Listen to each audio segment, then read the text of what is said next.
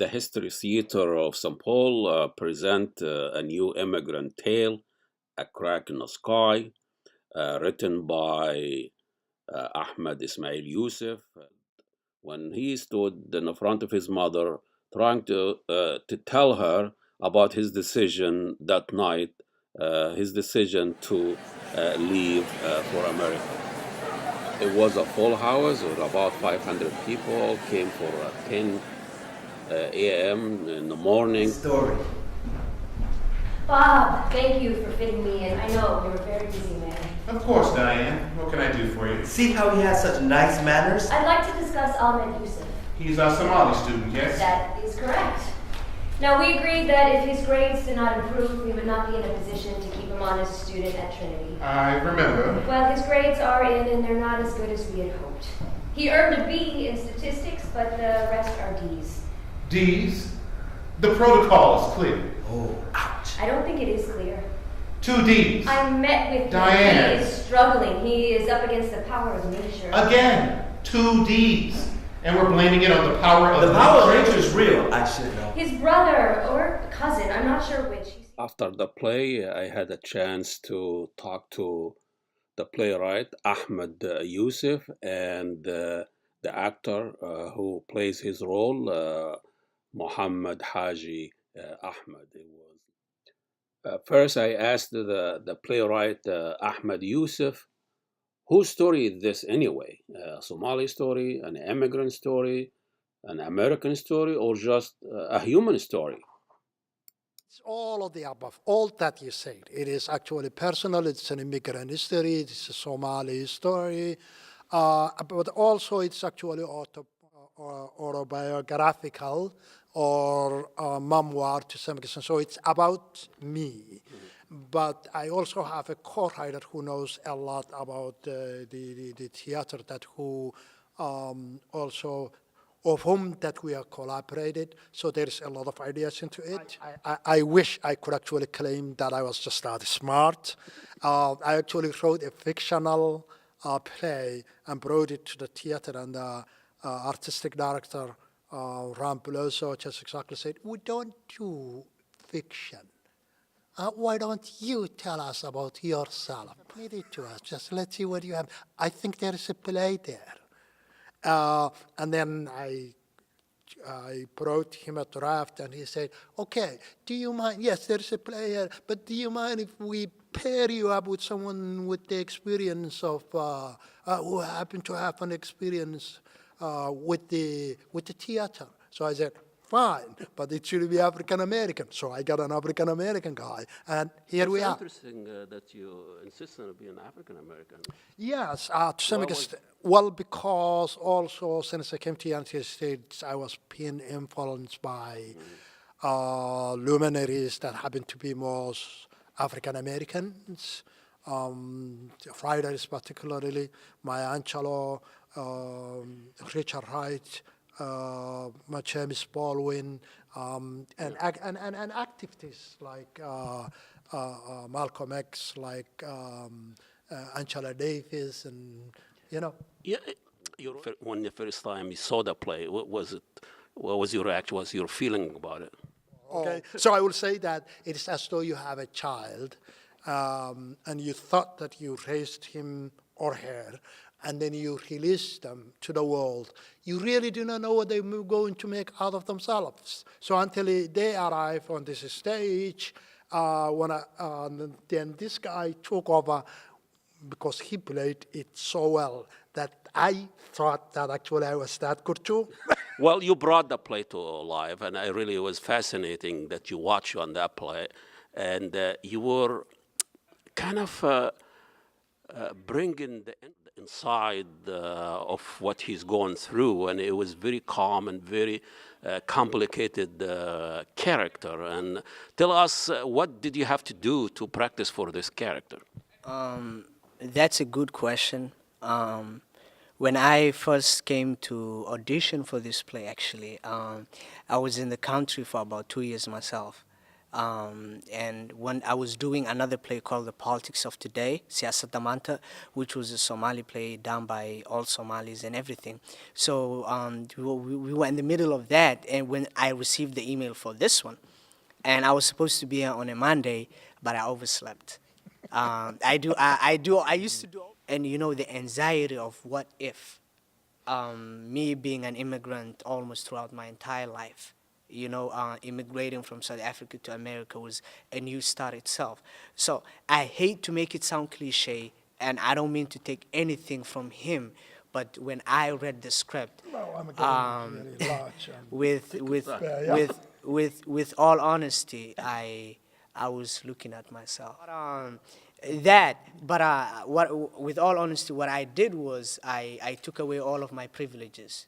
You know, I took my sister out of the picture because I came with my sister. You know, we share an apartment. If I don't have it, she's got it. I took my sister out of the perspective. I took my language out of the perspective. I took South Africa out of the perspective. I took everyone I literally had in America out of perspective in order to actually experience what he did. And man, it was really And from the display, it's very positive. I mean, it's reminding of Obama as writing his piece. You know, the audacity of hope. Are you running for an office or something? So you are lucky. It should be the luckiest Ahmed in America. I mean, tell us a little bit. How do you navigate the fact that you kind of muted?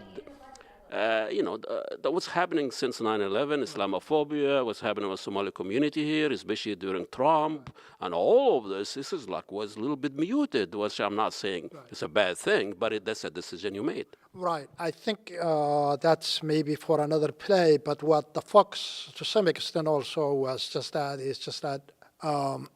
yeah, I'm an African, I'm Muslim, I am from Somalia, and all that focus on my community and others as well, it's just exactly saying that you do not much matter. So remember the shithole?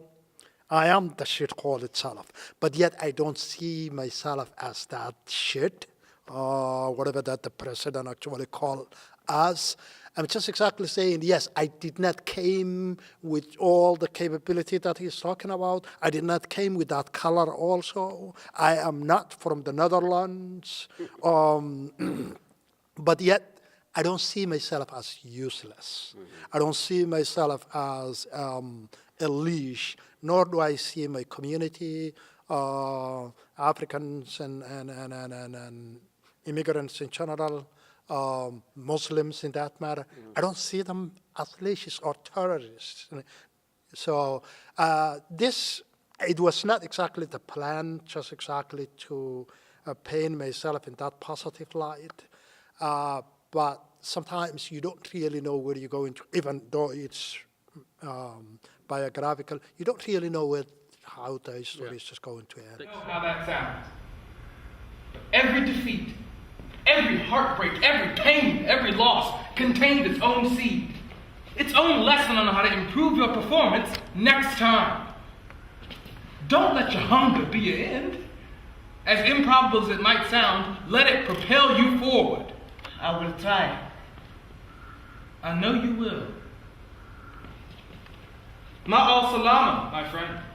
Wa'dan. Thank you. Remember, present suffering, future glory. Present suffering, future glory.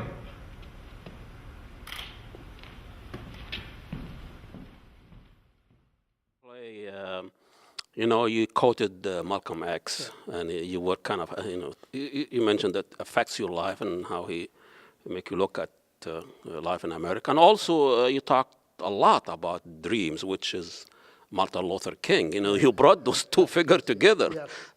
Isn't it by design? Or? It is actually by design. It's just that Malcolm X should be shown here as a positive light because he was a positive light in my life. Martin Luther King, you cannot escape him because he is everywhere anyway. But Malcolm X had a great influence on me. When I got to United States, for example, I didn't believe that we Africans had any civilization whatsoever. You could not get me to believe that, and I dropped out of school, as the play shows, just because I was just protesting that idea itself. That idea itself was just incubated in me, or they were just telling me about those ideas. Malcolm X just exactly told me, yes, it was so. And once I saw his book, that he was gratified, what's the word I'm looking for? He got that idea into himself, and was appreciative, and was just exactly also admitting the fact that there is so-called African Americans rather than just black. It gave me a confidence to go back to my own identity. In your play, how did you see yourself? I mean, I'm just amazed. I mean, I cannot say enough how subtle your acting is. It's a unique style. It wasn't easy. I'll be honest, it wasn't easy. One day I just looked around, and then I realized that, okay, I'm here on behalf of an entire community. There are Somali boys like my age who are locked up today for a lot of variety of reasons, for a lot of misconceptions that the media puts out of there for my people, and I told myself, I'm not alone on this stage. I have everyone with me. I have him with me. I have my siblings with me who are all the way in South Africa. I have my mom with me who's all the way there. I literally had all of my struggles on me. And I felt like, okay, it's now or never. My community has always been shown in a dark light. It's either Black Hawk Down or Captain Phillips, which I don't agree with either of them. But A Crack in the Sky, it's far different than that. It's not something that someone else wrote. It was something that one of our own wrote with the help of other talented people. And in order for me to actually make that story effective, I went back to YouTube. I've been listening to old Somali poetry and 15 Kishume. He knows it's a vintage Somali play. And they didn't have much. They only had microphones. And the people were thrilled. So what I started doing was I will arrive here 30 minutes before rehearsals or before the show, and I will just walk around the stage, and he gave me a tip. So what I did was I divided the whole theater into half, depending on my monologues. So if I was quoting Malcolm X and I had 4 or 5 quotes of his, I was going to give half there, half on the center, half on the other side, literally just try to reach everyone. And I just grew into it. It just became easy. So right now, I'm at a point where every line I'm about to say, I literally know where to take it or where I should take it and how I should do it. We talked about the young Somalis that they were a lot of them here today, and they were looking up to you and up to this play. I was asking one of them here, how do you relate to this play? Do you relate to play? He said, no, but my mama does.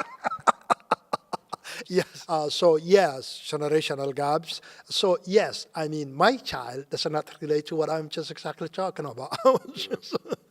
My own child, who doesn't speak Somali, even though I teach Somali, that's another issue too also. So, but yet, I think what we are hoping is just that they could also see someone of their color or someone with their name on stage. And then when they see that, telling their mother's story or their father's story, that they could, if they even don't relate to it, they should actually have some kind of a temptation that they will do that one day. Well, Ahmed Yusuf, the playwright of Crack in the Sky, and we have Muhammad Hajji, and he played him on the stage. I think you give him the endorsement and the fact he really kind of acted out the ideas and the words that you have in mind. Thank you so much. We are here at History's Theater, where we are a full house, about 500 people, and amazing. What are 500 people doing at 10 o'clock in the morning in downtown when it's about 10 degrees? Almost Yeah, exactly. It's a wonderful thing. It's a Somali story. It's an Ahmed story. It's an immigrant story. It's really a story also of America. We'll see you next week. Assalamu alaikum.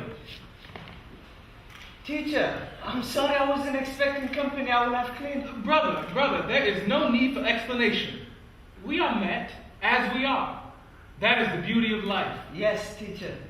However, I have offered you the greeting of our ancestors, and I am still awaiting a reply. Yes, of course. Wa alaikum salam. Very good. Now that we've dispensed with the formalities, let me look at it. Ahmed, you are like a sapling. Have you been eating? Tell me, how are you? Dear brother, head up. I have been where you are. I too have known hunger. I have known what it is to ache with need. When my father was murdered, my family had nothing. Sometimes my mother would boil a pot of dandelion greens and we would eat that. Or, if we were lucky, we'd have oatmeal or cornmeal mush 3 times a day. We were all of us dizzy from hunger. And so I began to steal. I'm not proud of it, but the stomach is persuasive. Ah, yes. I know that sound. The louder it grows, the more difficult it is to ignore. Adversity is your friend. I know that sound. I know how that sounds. But every defeat, every heartbreak, every pain, every loss contained its own seed, its own lesson on how to improve your performance next time. Don't let your hunger be your end. As improbable as it might sound, let it propel you forward. I will try. I know you will. Ma'al salama, my friend. Wa'dan. Thank you. Remember, present suffering, future glory. Present suffering, future glory.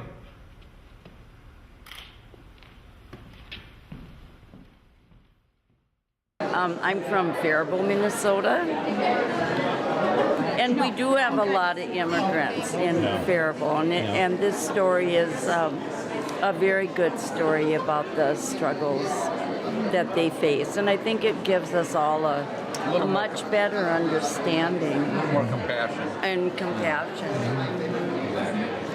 to realize.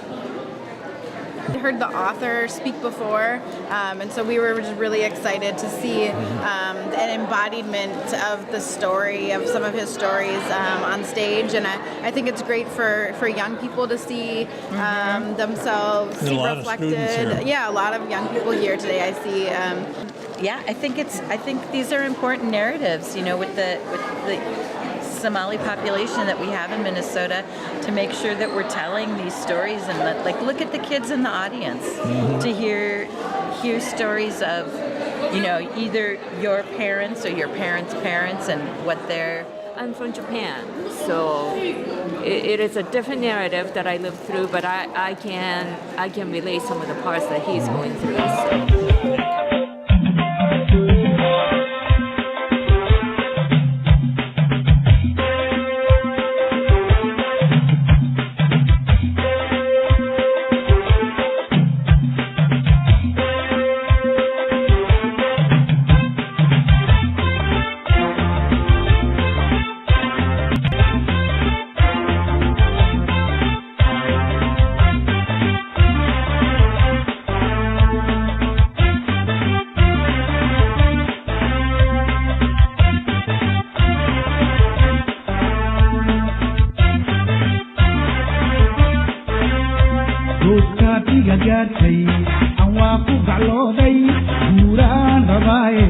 gaabtika madone duuskaad iga gaartay aan waa ku gaclooday guuraan rabaaye gaabtika madone garabkii